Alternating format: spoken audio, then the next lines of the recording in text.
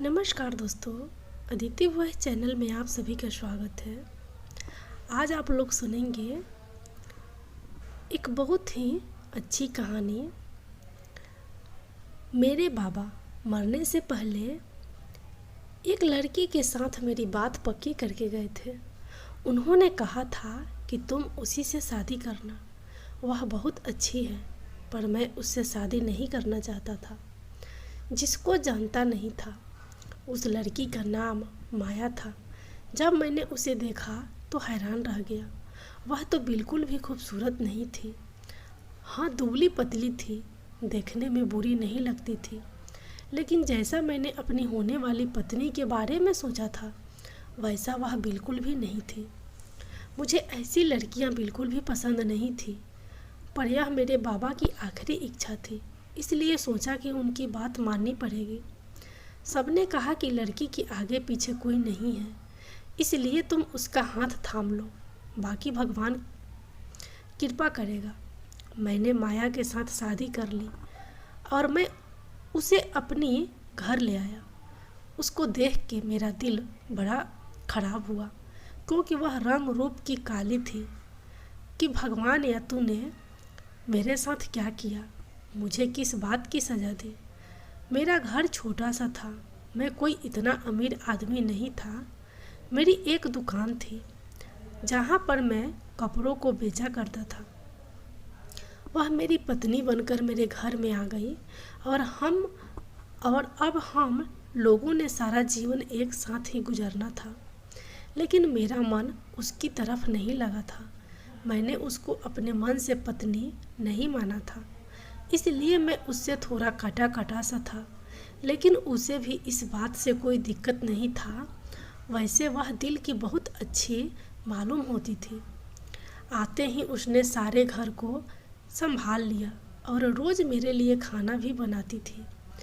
सुबह मैं अपनी दुकान पर जाने लगा तो मेरे लिए टिफ़िन पहले से तैयार था, लेकिन उसने टिफ़िन के साथ मुझे कुछ और भी दिया था। मैंने देखा तो यह छोटी सी डिबिया थी। मैंने कहा कि यह क्या है, तो उसने कहा कि इसको तुम अपनी जेब में रखना, इससे तुम बहुत जल्दी अमीर हो जाओगे। इस बात पर मैं उस पर हंसने लगा, पर वह बिल्कुल भी नहीं हंस रही थी। उसने कहा कि बस तुम इसको अपनी जेब में रखना और देखते जाना तुम पर कैसे रुपये की बारिश होगी। मैंने उसे कहा कि यह क्या मजाक है, तो कहने लगी कि जब तुम पर रुपयों की बारिश होगी तब तुम्हें पता चलेगा कि यह मजाक नहीं है, और फिर हमें ज़रूरत भी है। घर में ऐसी बहुत सी चीज़ें हैं जो नहीं है। मैं हाथ से कपड़े नहीं धो सकती, मशीन भी लेनी है और फ्रिज भी। दिल ही दिल में सोचने लगा कि यहाँ मेरे पास जहर खाने के पैसे नहीं हैं, और इसने आते ही इतनी बड़ी बड़ी चीज़ों के नाम ले लिए। पर मेरे पास उससे बहस करने का वक्त नहीं था, तो सोचा कि बस दुकान चलता हूँ, फिर देखता हूँ कैसे होती है पैसों की बारिश।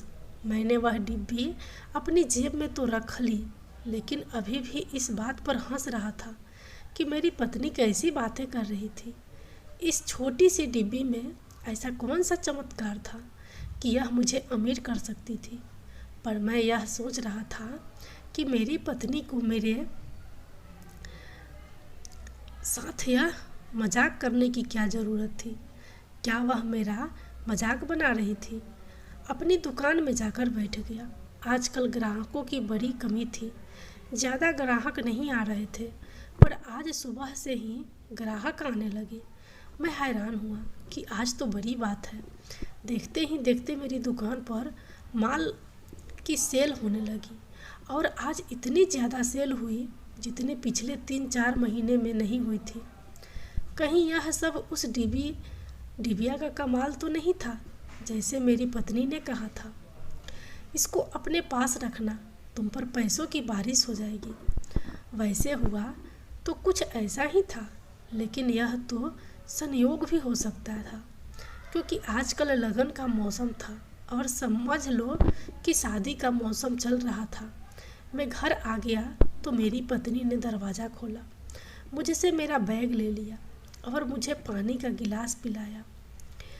मुझे पता था कि यह मेरे साथ इतने अच्छे तरीके से क्यों व्यवहार कर रही थी, क्योंकि इसको पता था कि यह रंग रूप की खूबसूरत नहीं है और अगर मेरे साथ अच्छे तरीके से नहीं रहेगी तो फिर मैं इसे अपनी ज़िंदगी में क्यों रखूँगा। पर मैंने उसे बताया कि आज मैं बहुत खुश हूँ क्योंकि आज मेरा काम बहुत अच्छा हुआ था। लेकिन बीवी को देखकर दिल में कोई हलचल नहीं होती थी।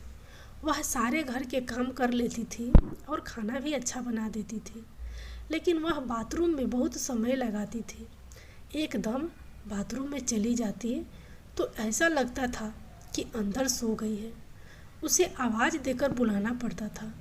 मुझे आज तक यह पता नहीं चल सका कि मेरे बाबा ने इस लड़की को कहाँ देखा था और मेरा रिश्ता इसके साथ क्यों करना चाहते थे, क्योंकि उसने कहा था कि मेरा इस दुनिया में कोई भी नहीं है। मैंने कहा था कि फिर तुम कहाँ रहती थी, तो कहने लगी कि मैं अपने रिश्तेदारों के घर पर रहती थी, लेकिन अब मैं उनसे रिश्ता नहीं रख सकती हूँ क्योंकि वे अच्छे लोग नहीं हैं। मैं हैरान हुआ कि जब उनके साथ रहती थी तब तो वो अच्छे थे, अब क्यों नहीं। खैर, हम दोनों एक ही घर में रहना था तो फिर धीरे धीरे एक दूसरे के करीब तो आने लगे, लेकिन मुझे उससे प्यार नहीं था और शायद होना भी नहीं था। सोचा था कि मेरी जो भी पत्नी होगी मैं उससे प्यार करूँगा। मुझे लव मैरिज करने का शौक़ था, लेकिन हुआ नहीं।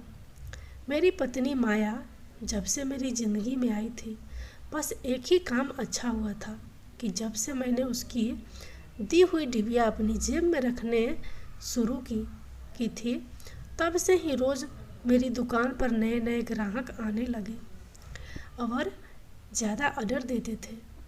मैं अपनी पत्नी से यह बात कहना तो नहीं चाहता था, लेकिन उसकी कही हुई बात सच हो रही थी।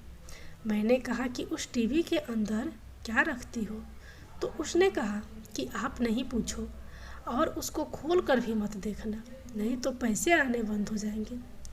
मैं हैरान हुआ और मैंने सोचा कि चलो अच्छा ही हुआ कि मैंने अभी तक उसे खोल कर नहीं देखा, जबकि एक दफ़ा मैंने सोचा था कि खोल कर देखूं इसके अंदर क्या है। मैंने उससे पूछा कि यह डीबी तुम्हें कहाँ से मिली, क्योंकि काम कर रही हो, तो उसने कहा कि मुझे तो पहले ही पता था यह काम करेगी। ऐसा तो हो ही नहीं सकता कि काम नहीं करती। मैंने उससे बातों बातों में कहा कि तुम पूरा दिन घर पर बोर नहीं हो जाती हो, तुम्हारे कोई तो रिश्तेदार होंगे, किसी दिन उसके घर चलेंगे। हालांकि मैंने उससे पहली दफ़ा ही ये कहा था, लेकिन वह इस बात पर इस तरह से गुस्सा करने लगी जैसे मैं रोज़ यहाँ बात करता हूँ। उसने कहा कि आपको मेरे रिश्तेदारों की इतनी ज़्यादा फिक्र क्यों है? कोई नहीं है मेरा इस दुनिया में, मैं अकेली हूँ। मैं कितनी दफ़ा कहूँ आपको, आप क्या मेरी इंक्वायरी लगाना चाहते हैं, पता करना चाहा कि कौन है मेरे आगे पीछे, शादी से पहले क्या करती हूँ। मैंने तो आपसे कभी आपके पोस्ट के बारे में नहीं पूछा कि आप पहले क्या करते हैं। हर किसी का एक पोस्ट होता है, मैंने तो उसके बारे में आपसे सवाल नहीं किया। फिर आप क्यों कर रहे हैं? उसने तो मुझे चुप करवा दिया। मेरे पास अब बोलने के लिए कोई बात नहीं था। मैंने कहा कि मैं तो ऐसे ही कह रहा था कि तुम अकेली हो। उसने कहा कि बच्चा हो जाएगा तो अकेली नहीं रहूँगी। इस बात पर मैंने अपना मुंह बंद कर लिया, क्योंकि बच्चा तो हमारे यहाँ तब होता ना जब मैं उसके साथ सही तरीके से रहता। मुझे तो अच्छी नहीं लगती थी। उसका मुंह बहुत ही ज़्यादा काला था। मैंने सोचा कि इसके लिए कोई ऐसी क्रीम लेकर आता हूँ जो इसे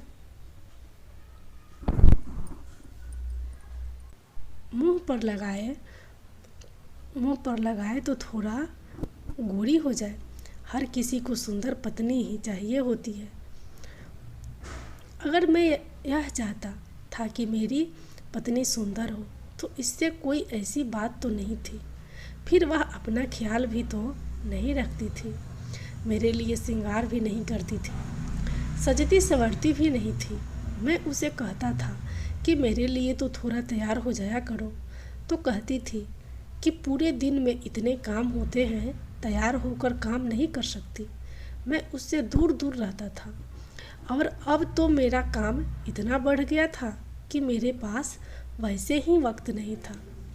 एक दिन हम लोग साथ बैठे थे तो मैंने मजाक में उसे एक बात कह दी, पर मुझे नहीं पता था कि वह इस बात को इतना ज़्यादा संजीदा ले लेगी और गुस्सा हो जाएगी। मैंने उसे कहा कि तुमने यह जो डिबिया मुझे दी है, इसकी वजह से वाकई पैसे आ रहे हैं। अब मुझे कोई ऐसी डिब्बी दो कि जिसकी वजह से मैं दूसरी शादी कर लूँ। मैंने यह बात की और मैं हंसने लगा, पर यह देखकर तो हैरान रह गया कि मेरी बीवी उठ के कहीं चली गई। ऐसे गई जैसे कोई चीज़ लेने के लिए गई है, लेकिन वापस ही नहीं आ रही थी। मुझे लगा कि नाराज़ हो गई है, अब मुझे इसको मनाना पड़ेगा। लेकिन थोड़ी देर के बाद वापस आई और उसके हाथ में कोई चीज़ थी। उसने कहा, ज़रा अपने हाथ तो आगे करे। जब मैंने दोनों हाथ आगे किए तो उसने मेरे हाथ में भी कोई चीज़ रख दी और कहा, इसको भी अपनी जेब में रखना और खोल कर नहीं देखना, आपकी मनोकामना पूरी हो जाएगी। मैं हैरान रह गया यह देखकर। वह भी एक छोटी सी डिबिया थी। मैंने कहा, अरे मैं तो मजाक कर रहा था, तुम तो सचमुच ही संजीदा हो गई। उसने कहा, क्यों, आपने दूसरी शादी करनी है? दूसरी शादी हमारे धर्म में नहीं है, लेकिन फिर भी ऐसे लोग हैं जो दूसरी शादी करते हैं। कानून के हिसाब से तो उनकी एक ही बीवी होती है, लेकिन रस्मों रिवाजों के हिसाब से दूसरी बीवी को भी अपने साथ रख सकते हैं। तो आप भी कोई दूसरी बीवी ले आना। मैंने कहा, अरे नहीं, मैं तो यूं ही कह रहा था। ज़रा घबरा गया तो उसने कहा, नहीं नहीं, आपको घबराने की ज़रूरत नहीं है। जो आपने कहा वह मैंने कर दिया। आप तो मेरे पति हैं, आपका सुख मेरे लिए पूजा के बराबर है। अगर आप खुश रहेंगे तो मैं भी खुश रहूँगी। पति तो भगवान होता है। मैंने सोचा कि इस बात को यहीं पर छोड़ देना चाहिए, कहीं हमारा झगड़ा ना हो जाए, और उसे डिब्बी को भी वहीं पर रख कर उठ गया। लेकिन सुबह हुई तो मेरी पत्नी ने खुद ही वो डिब्बी मेरी जेब में डाली। मुझे तब पता चला जब मैंने अपनी जेब में हाथ डाला। मैं सोचने लगा कि वह तो गुस्सा ही कर दी है। शायद मैंने भी इस डिब्बी को अपनी जेब में रख लिया, क्योंकि पिछली वाली को रखने से तो मेरा फ़ायदा ही हुआ था। क्या पता कुछ ऐसा हो जाता कि मुझे वाकई पता चल जाता कि मेरी बीवी कुछ न कुछ ज़रूर कर रही है, क्योंकि मैं अब भी हैरान था कि यह सब कुछ हो कैसे रहा था। मैं अपनी दुकान पर बैठा था। मेरी दुकान पर अब इतनी भीड़ हो गई कि मैंने एक लड़के को रख लिया था। मैं खुद आराम से बैठा चाय पी रहा था जब मेरा एक दोस्त आया। उसका नाम आकाश था। वह बहुत अच्छा इंसान था। आकर मेरे पास बैठ गया। मैंने कहा, क्या बात है, आज बड़े दिन बाद आए हो, परेशान लग रहे हो? उसने कहा, हाँ, बहुत बड़ी परेशानी है, समझ नहीं आता कि इस परेशानी से कैसे निकलूं। मैंने कहा, तू यार है न अपना, बता क्या बात है, मैं तेरी मदद करने की कोशिश करूँगा। तो उसने कहा, हाँ, तू मेरी मदद तो कर सकता था, लेकिन तेरी तो शादी हो गई। मैंने कहा, क्या मतलब? अगर मेरी शादी हो गई तो क्या मैं तेरी मदद नहीं कर सकता? अरे बता, पैसों की ज़रूरत है तो आजकल भगवान की बड़ी कृपा है, बहुत पैसे हैं मेरे पास। उसने कहा, तू मेरी बहन पूजा के बारे में तो जानता है ना, मैंने कहा, हाँ तेरी बहन है, तूने तो उसकी शादी करवा दी थी। खुश है ना अपने घर में? उसका पति उसे तंग तो नहीं करता? तो उसने सर झुका के कहा, उसका पति तो इस दुनिया से चला गया, उसका देहांत हो गया। यह सुनकर बड़ा हैरान हुआ। मैंने कहा, यार तूने बताया ही नहीं, बड़ा अफसोस हुआ सुनकर। वह कहने लगा कि बहुत बुरी हालत में है, पूरा दिन रोती रहती है, ठीक से कुछ खाती पीती भी नहीं है।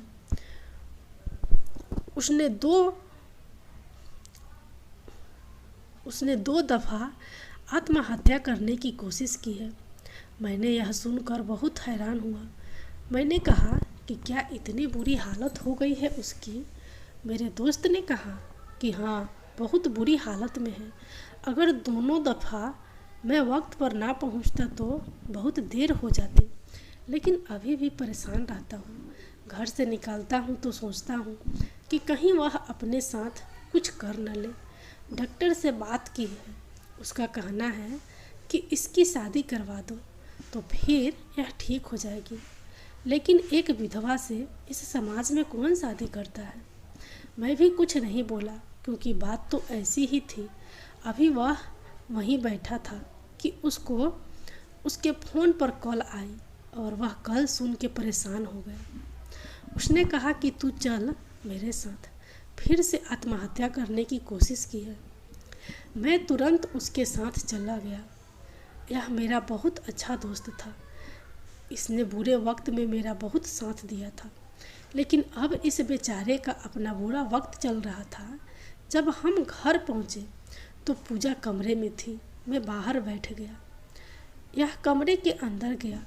उसने कहा कि उसकी हालत बहुत बुरी है और रोना शुरू कर दिया। जब मैंने उसके कंधे पर हाथ रखा तो उसने मेरा हाथ पकड़ लिया और कहा कि तू मेरी मदद कर, मेरी बहन से शादी कर ले। मैंने कहा कि तुझे मैं बता चुका हूँ कि मेरी शादी हो चुकी है, तेरी बहन से शादी कैसे कर सकता हूँ? उसने कहा कि बस तू मेरी बहन को नहीं बताना कि तेरी पहली शादी हुई है, तू उससे शादी कर ले, उसकी मांग में सिंदूर भर दे, गले में मंगलसूत्र पहना दे, तो रीति रिवाजों के हिसाब से वह भी तेरी पत्नी बन जाएगी। फिर उसे यह बताने की ज़रूरत नहीं है। जब उसकी तबीयत थोड़ी ठीक हो जाएगी तो उसको बता देंगे कि तेरी तो पहले ही शादी हो चुकी है। समय से बड़ा कोई मरहम नहीं होता। जब वह ठीक हो जाएगी तो उसे बता देंगे। लेकिन अगर अभी उसकी मदद नहीं की तो बहुत बड़ा अनर्थ हो जाएगा। 3 दफ़ा कोई खुदकुशी करने को कोशिश करता है क्या? हर दफ़ा उसकी किस्मत अच्छी नहीं हो सकती। मैं उसे कितनी दफ़ा बचाऊंगा? मेरा दोस्त मेरे कदमों में ही बैठ गया। मुझे उसे ऐसी हालत में देखकर बड़ा बुरा लगा, क्योंकि वह भी बहुत अच्छा और खुश रहने वाला इंसान था। लेकिन आज वह बहुत बुरा वक्त था। आज उस पर बहुत बुरा वक्त था। मैंने कहा कि ठीक है, मैं तेरी मदद करने की तैयार हूँ। तू जाकर किसी पंडित को ले आ और शादी करने की तैयारी कर। उसने कहा कि भगवान तेरा भला करेगा, तेरे साथ बहुत अच्छा होगा। तूने मेरी मदद करने की हामी भर ली। मैंने कहा कि हाँ ठीक है, और हम लोगों ने उसी दिन शादी कर ली। जब मैं उसकी बहन पूजा के साथ फेरे ले रहा था तो वह घूंघट में ही थी।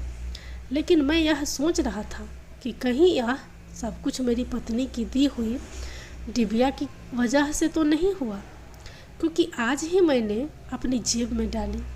और जैसा मैंने मजाक में कहा था कि मैं दूसरी शादी करना चाहता हूँ, दूसरी शादी तो मेरी हो रही थी। मैं इस वक्त शादी ही कर रहा था, लेकिन वह उसे डिबिया के अंदर ऐसा क्या रखती थी कि जिसकी वजह से जो भी मांगो वह पूरा हो जाता था। मुझे मेरी बीवी से डर लग रहा था। एक डर ये लग रहा था कि उसे पता चल गया कि मैंने किसी और से शादी कर ली है तो वह क्या कहेगी। और दूसरा डर यह लग रहा था कि अगर वह इस तरह से चीज़ों को अपनी मर्जी के मुताबिक कर सकती है तो कहीं बदला लेने के लिए मेरे साथ कुछ और बुरा ना कर दे। खैर, मेरे दोस्त ने कहा कि अब तुझे इधर ही थोड़ा वक्त गुजारना होगा। यह ना हो कि मेरी बहन को पता चल जाए कि यह शादी किसी मजबूरी में की है। वह अंदर बैठी है, तू भी कमरे में चला जा। अब वह तेरी पत्नी है, थोड़ी देर उसके पास बैठ, फिर कोई बहाना करके निकल जाना। मेरी ज़िंदगी थोड़ी सी मुश्किल कर दी मैंने, तेरी ज़िंदगी थोड़ी सी मुश्किल कर दी मैंने, लेकिन मैं और किससे मदद मांगता। मैंने कहा कि मैं कोई छोटा बच्चा तो नहीं हूँ, तूने ज़बरदस्ती तो मुझसे यह सब कुछ नहीं करवाया। और फिर भगवान है ना हमारे साथ, सब ठीक हो जाएगा। मैं जब कभी आकाश के घर जाया करता था तो पूजा भी वहीं आसपास फिर रही होती थी। मैंने उसे देखा था, वह बहुत सुंदर थी, बिल्कुल ऐसी लड़की थी जैसे मुझे चाहिए थी। लेकिन क्योंकि आकाश मेरा दोस्त था और मैं नहीं चाहता था कि मैं उससे अपनी दोस्ती खराब कर बैठूं, इसलिए कभी उससे पूजा के बारे में बात नहीं की और वह भी कभी मेरी तरफ नहीं आई। फिर आकाश ने कहा कि उसकी शादी कर दी और मेरी शादी से पहले ही उसकी शादी हुई थी, इसलिए मैंने उससे के बारे में सोचना छोड़ दिया था। लेकिन अगर आज वह मेरी पत्नी थी तो फिर आज तो मेरी ज़िंदगी का अच्छा दिन था, क्योंकि वह तो बहुत सुंदर थी। मैं पूजा के कमरे में जाने ही लगा था कि मुझे एक ख्याल आया। मैंने सोचा कि अपनी पत्नी को फ़ोन करता हूँ, वह क्या कर रही है। जब मैंने उसे फ़ोन किया तो उसने थोड़ी देर बाद फ़ोन उठा लिया। मैंने कहा कि क्या कर रही हो, तो कहने लगी कि खाना बना रही हूँ, आप कब तक आएंगे। मैंने कहा कि आज मुझे थोड़ी देर हो जाएगी, दुकान में काम बहुत ज़्यादा है। तो उसने कहा कि कोई बात नहीं, पर रात का खाना हम एक साथ ही खाएंगे। मैंने कहा कि हाँ, रात तक तो मैं आ जाऊंगा, क्योंकि अभी दोपहर का वक्त था। मुझे वैसे भी बहुत बुरा लग रहा था।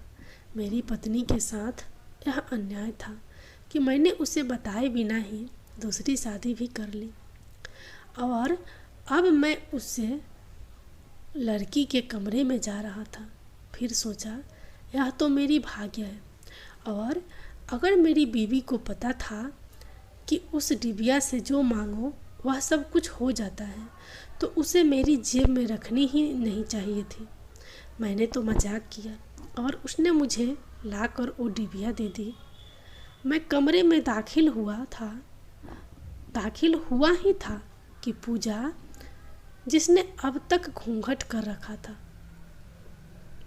आगे मेरे कदमों में गिर गई। मैंने कहा, अरे यह क्या कर रही हो। तो कहने लगी, आप मेरे भगवान हो, मुझे छोड़कर तो नहीं जाओगे।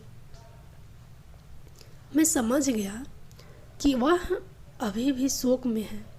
मैंने कहा, हाँ हाँ, कभी छोड़कर नहीं जाऊंगा। तुम उठो, ऐसे कैसे बैठ गई। मैंने उसे पकड़ के बिस्तर पर बिठा दिया। मैंने कहा, देखो तुमने अपना क्या हाल कर लिया, पर अब मैं हूँ ना, सब कुछ ठीक हो जाएगा। उसने कहा, हाँ मुझे पता है कि अब आप हैं तो सब कुछ ठीक हो जाएगा। मैंने उसकी बाजू देखी, बहुत गोरी थी। अभी मुझे उसकी बाजू ही नज़र आ रही थी। साथ ही मुझे मेरी बीवी का ख्याल आया, जिसकी बाजू बहुत ही काली थी।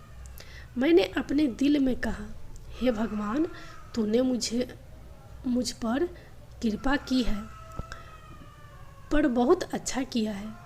यह लड़की तो बहुत ज़्यादा खूबसूरत और गोरी सी थी। मैं उसके सामने बैठ गया और मैंने कहा, क्या मैं तुम्हारा घूंघट उठा लूं?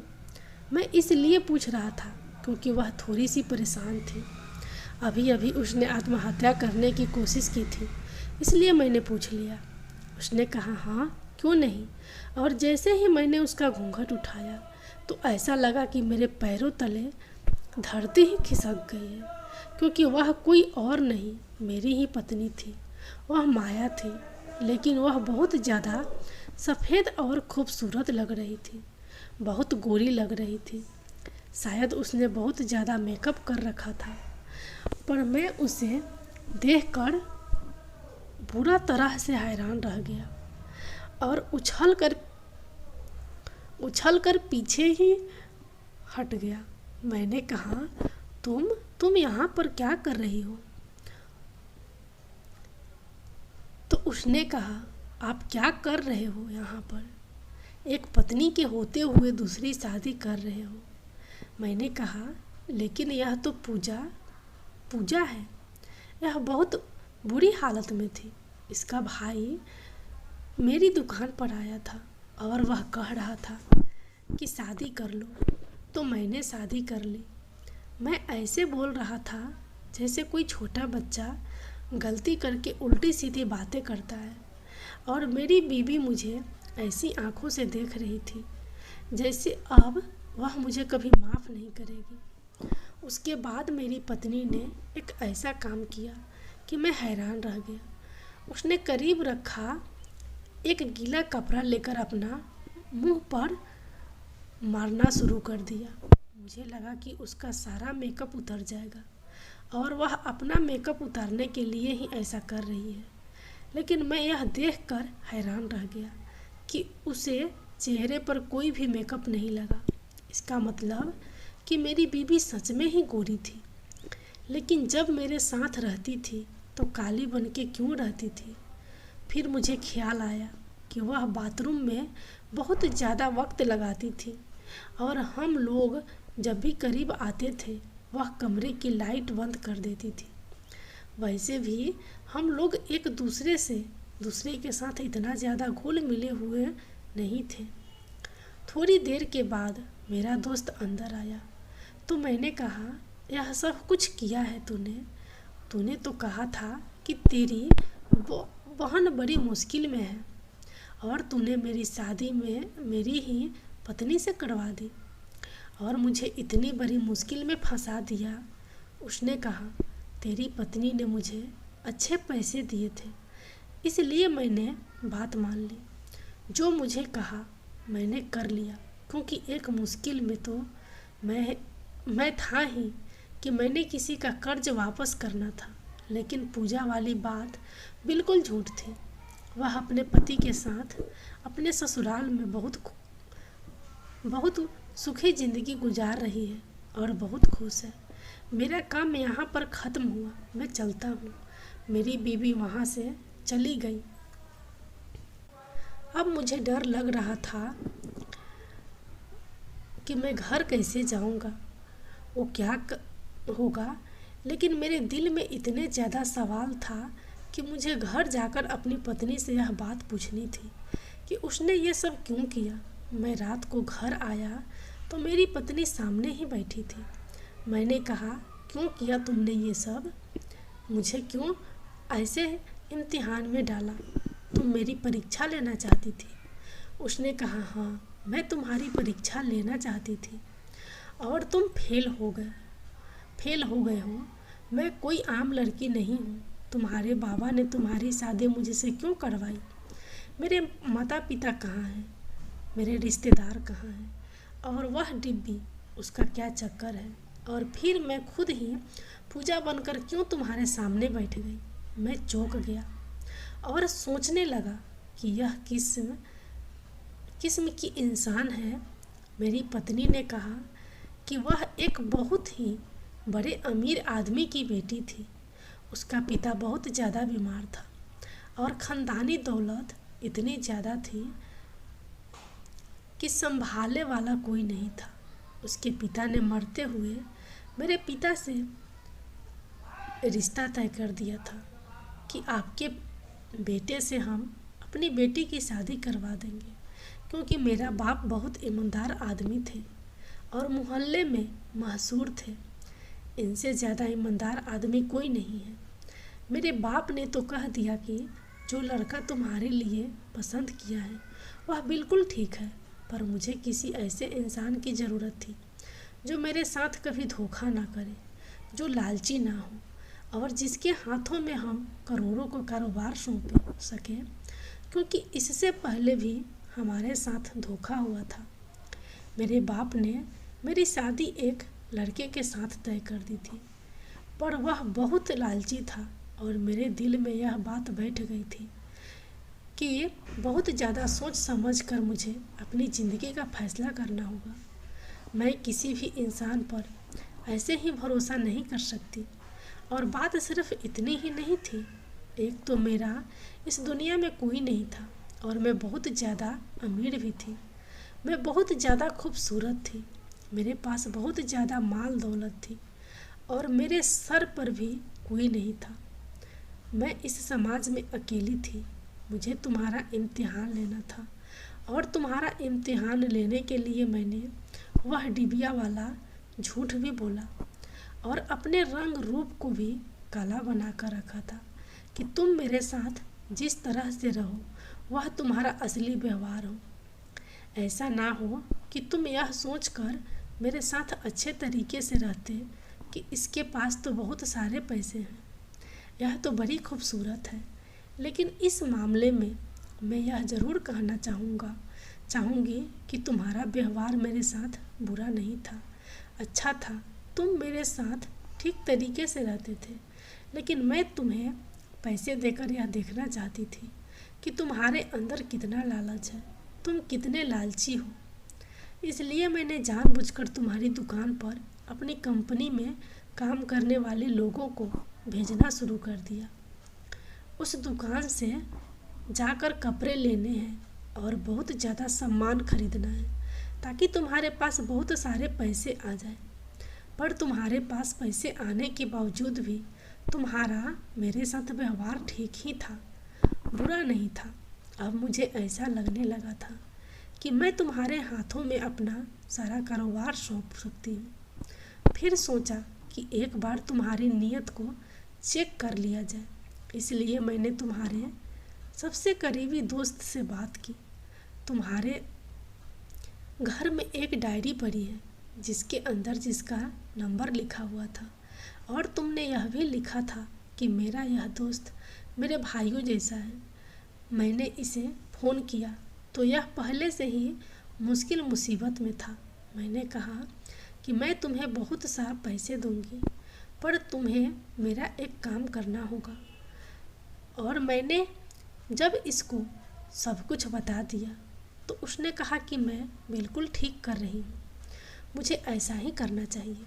इससे तुमसे अपनी बहन के बारे में झूठ बोला और तुम फौरन दूसरी शादी करने के लिए तैयार हो गए।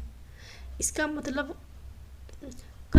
इस मामले में तुम कमज़ोर निकले और तुमसे मुझे बच के रहना होगा। मैं यह सुनकर हैरान रह गया और मैंने अपनी पत्नी से कहा, अगर तुम मुझे धोखेबाज समझती हो तो धोखा तो तुम भी मुझे दे रही थी, झूठ बोल रही थी मेरे साथ। देखो मेरी जगह कोई भी होगा तो ऐसा ही करता। एक मर्द की अपनी नीयत होती है, उसे खूबसूरती अच्छी लगती है, सुंदर लड़कियां पसंद आती हैं। अब तुम ऐसा तो नहीं करो। और मैंने अगर शादी कर भी ली थी तो तुम्हें छोड़ने वाला तो नहीं था। और यह शादी कौन सी कानूनी तौर पर की थी। मैं तुम्हें कभी छोड़ कर नहीं जाऊंगा। सुंदर लड़कियां किसको बुरी लगती हैं, पर मैंने तुम्हारे साथ कभी कोई बुरा रवैया नहीं रखा, कुछ बुरा नहीं किया। वह कहने लगी कि मुझसे दूर दूर तो रहते थे ना। मैंने कहा कि हाँ मानता हूँ, पर अब तुम मुझे छोड़कर नहीं जाओ। देखो क्या मैं तुम्हारे साथ बुरा था? क्या मैं इस परीक्षा में फेल हो गया हूँ? इस बात पर वह खामोश हो गई। उसने कहा कि नहीं, फेल नहीं हुए, क्योंकि ऐसे भी लोग हैं इस दुनिया में जो तुमसे भी ज़्यादा बुरे हैं। पर मैं तुम्हें फिर बता रही हूँ कि जो मेरा काम है, जो कंपनी है, वह मेरे बाप दादा की मेहनत है।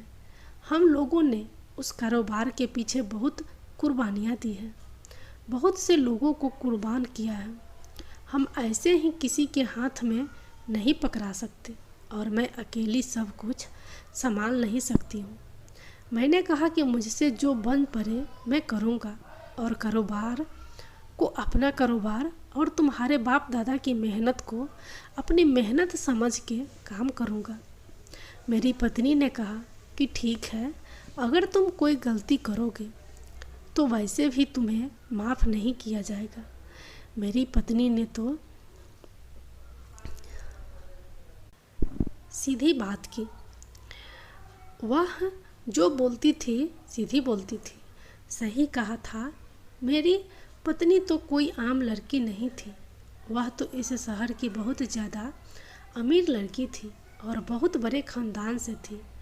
तभी तो जब मैं उससे पूछता था कि तुम्हारे ख़ानदान वाले कहाँ हैं, तो वह कहती थी कि मेरा कोई भी नहीं है, क्योंकि वह झूठ बोल रही थी। मैं तो इस बात पर अभी तक हैरान हूँ कि उसने मुझे से इतने सारे झूठ बोले। मुझे से इतना बड़ा इम्तिहान ले रही थी और मुझे पता ही नहीं था। इसके बाद मैंने अपनी दुकान बेच दी और घर भी बेच दिया और हम लोग एक बड़े से घर में रहने लगे और उसका सारा कारोबार में और वो मिलकर संभालने लगे। पर इस बात पर मैं सबसे ज़्यादा खुश था कि मेरी बीवी तो बड़ी खूबसूरत थी। अब वह मेरी तरफ बढ़ने लगी थी और हमारी ज़िंदगी बहुत अच्छी थी। हमें एक दूसरे से बहुत मोहब्बत भी करते थे।